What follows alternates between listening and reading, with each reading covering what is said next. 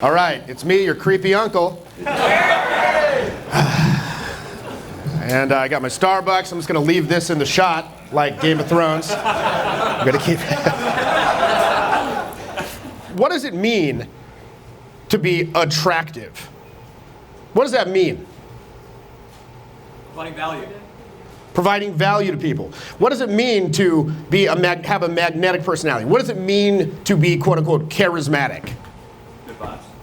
Good vibes. Engaged. Engaged. Be centered.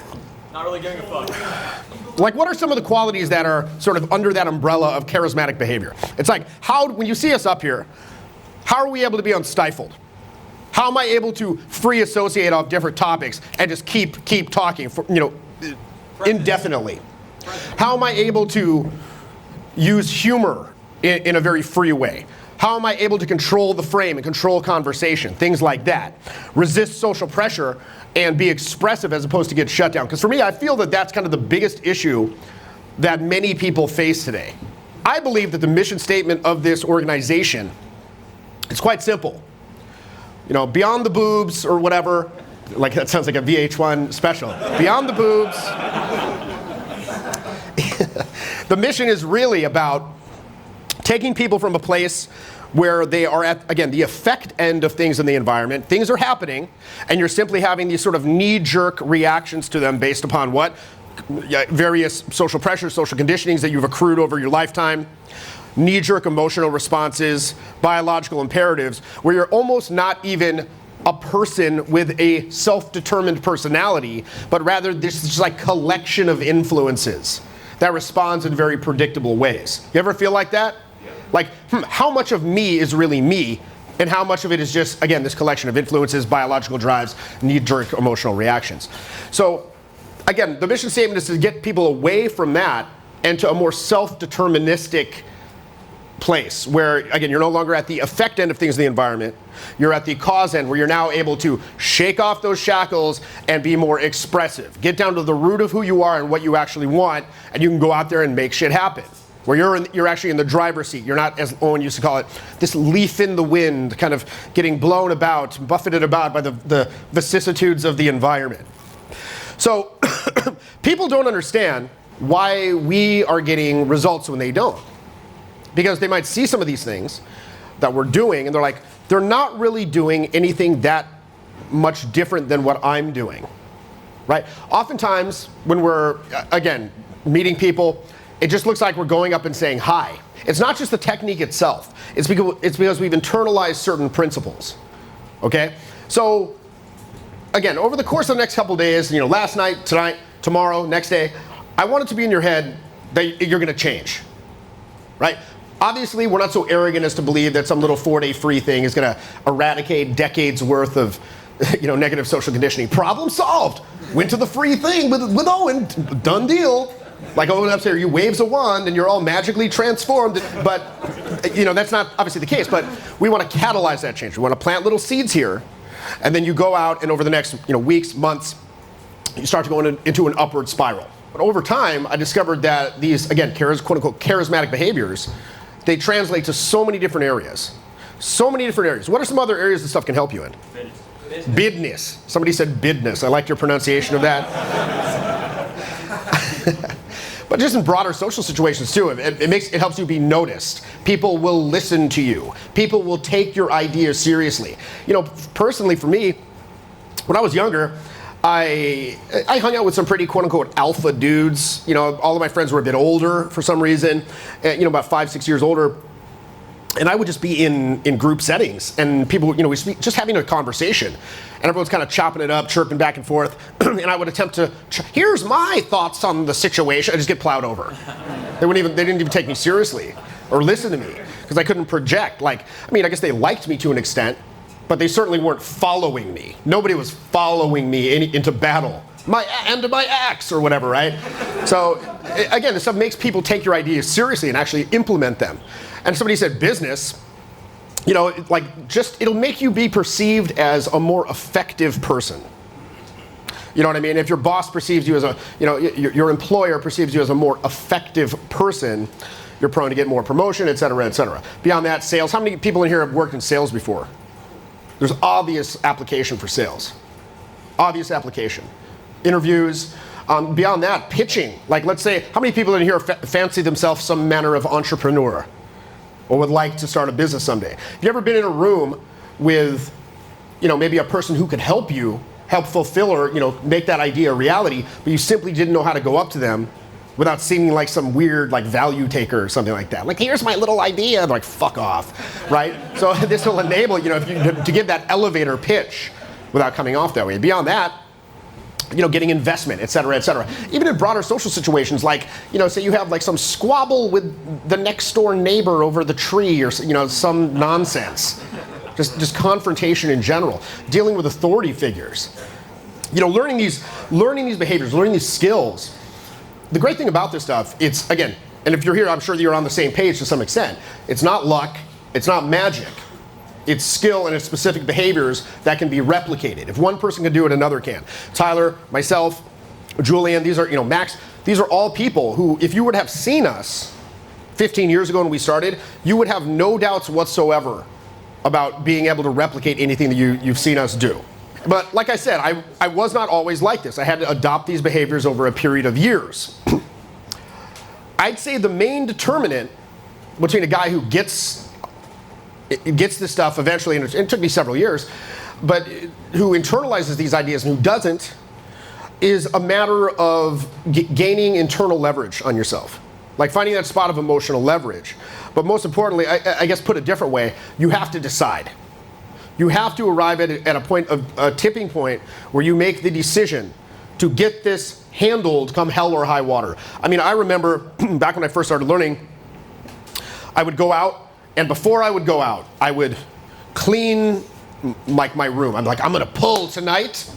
Therefore, I need to ensure that this place is up to par. It's up to standards to bring guests. So I would like clean like the drawers off the thing, clean the piss off the toilet seat, like get condoms prepared, prepare a cup of water so I wouldn't have to get up, burn, I'm literally like with a feather duster. I'm like dusting. I get I would make my like seduction music mix, like burn it from Kazaa and LimeWire, like onto a CD. Like literally, that's how long it goes to us. Like burning out like Sade and shit. And and then I'd go out, and then I would come home, and I'd come home alone. I wouldn't succeed, and I'd come home alone.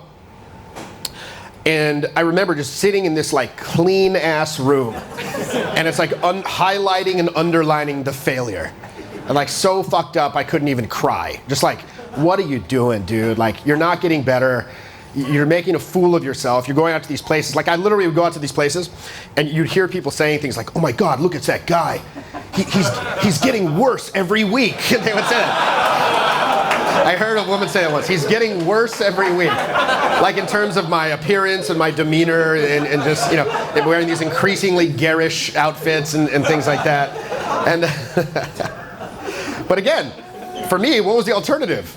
Keep living this unfulfilling, what I felt to be a very unfulfilling lifestyle? Absolutely not. It was like, I don't care if I go down learning this.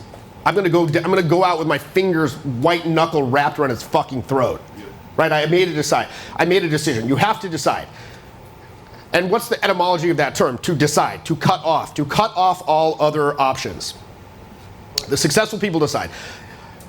Tyler, Julian, any of these guys, Derek, we did not get successful by like waiting around for Jupiter and Venus to align in the celestial heavens or some shit. We're like, no, we're gonna handle this.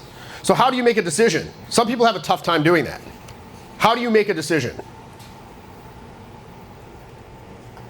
Just decide. You gotta weigh it. You gotta weigh the options. It's a cost-benefit analysis. It's very simple, right? And that's that old. You guys know Tony Robbins, embroiled in a bit of a scandal today, evidently on BuzzFeed. He had a quote. He's like, everything. What is the quote here? Everything you're experiencing in your life right now is the direct result of decisions you've made in the past. And specifically, why don't people like take action to make these changes? Fear. Fear of what? Failure. Fear of failure, I suppose, yes. Fear of failure, it's uncertain whether or not it's actually going to be something that will pan out, right? That fear of uncertainty. Fear of uncertainty. But the real failure is failure to step up And I think that everyone in this room, you've schlepped your ass down here from, whatever far-flung borough or wherever you come from to be in this room tonight, because on a certain level you have made that decision. But you're never going to have total certainty. But you have to get that emotional leverage. Okay, so what does that mean? That's an old concept that we've talked about quite a bit. What does it mean to have emotional leverage on yourself? You're allowed to speak, so you're allowed to talk back. Emotional control. Emotional control. You're so sad that something has to change. So sad. That's a good way to put it. So again, this is not a new concept. Our boy Tony talks about this quite a bit.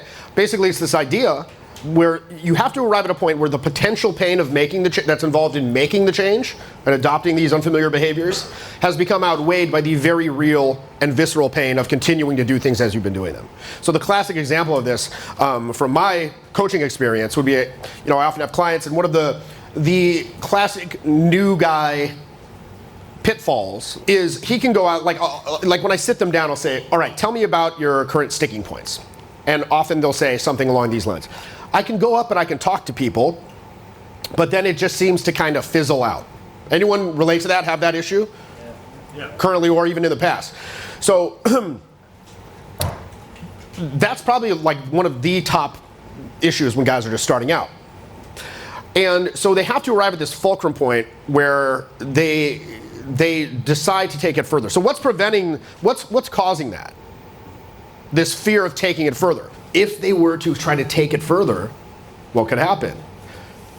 Embarrassment, loss of validation, rejection, possible confrontation, right? These are all the things that are running through their head because they're in protective mode. They're trying to protect themselves from potential negative outcome rather than moving towards positive outcome. That's it. It's that simple. So these guys need to get to a point where that pain it tips the scales, and then they want to move towards the potential positive outcome. So for example, I might be pushing the guy into talking to many people, and you don't take it to the next level. You don't try to introduce the romantic angle. Nice to meet you. Yeah, you'll get about 5-10 minutes of polite conversation if you're lucky, followed by some excuse to leave, like, oh well, I have to go find my friends, I have to go get a drink, I have to go dance, I have to go to the restroom, I have to go shoot myself in the fucking face. It was nice to meet you. It's nice to meet you.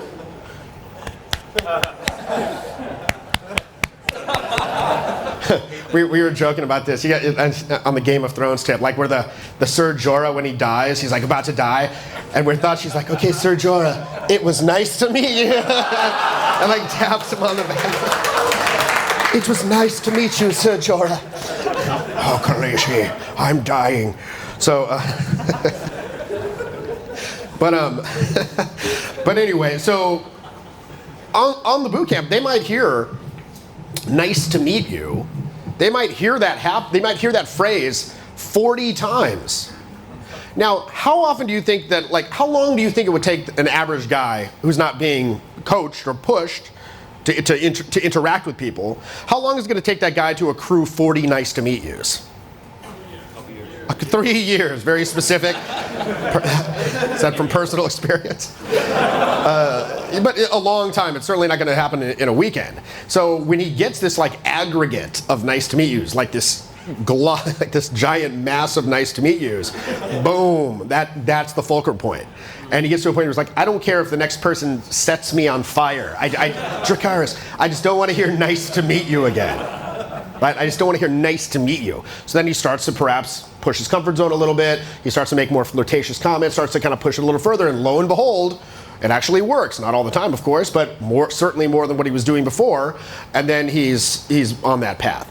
All right? So you got to find a way to get emotional leverage. Now, the thing is, with emotional leverage, you need this for any sort of endeavor in your life.